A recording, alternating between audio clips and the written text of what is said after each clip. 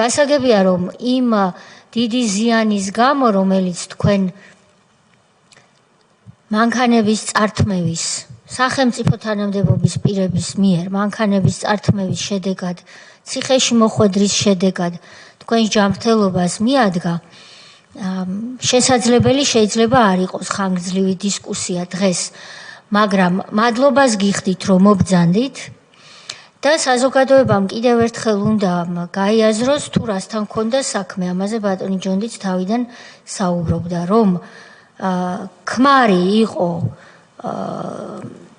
სპეციალური ოპერაციების დეპარტამენტის ხელმძღვანელი ერეკლე კოდუა.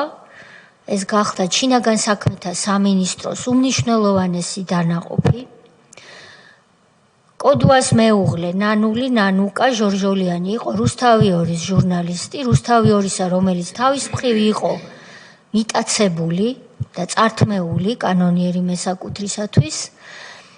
და ქმარი დაკითხავდა ბატონ ჯუმბერ ბუზალაძეს, წართმევდა რა მანქანებს, ცოლი შემოვარდებოდა ჯერსტი საგამოძიებო მოქმედებისთვის განკუთვნილ ოთახში, ჟურნალისტი ესე ვერ უნდა ვარდებოდეს კამერით, მაგრამ ცოლისთვის როგორც ჩანს ყველაფერი იყო დაშვებული და ამ ცოლმა, რომელიც დღეს ბევრს კაკანებს, ასე ვიტყოდი, ტელევიზიით და არ მხოლოდ ტელევიზიით, ფონდებს ქმნის იმისათვის, რომ ფული გაათეთროს სავარაუდოდ და აფინანსებს გარედან ცდილობს ქვეყანაში მავნებლობები და რევოლუციები დააფინანსოს წარუმატებლად.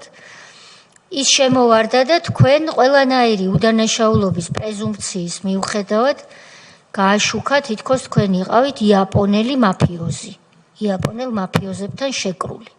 შემდეგ მოხვდით 1 წლით ციხეში და დაგეზიანდათ ჯანმრთელობა. ეს არის ის ფაბულა, ახალგაზრდებმა რო კარგად მოისმინონ, ვინც ნანული ნანუკა ჟორჟოლიანის ლობიანებს მიირთმევენ ქუჩაში, რომ თქვენ გაგაუბედურათ ამ ოჯახმა.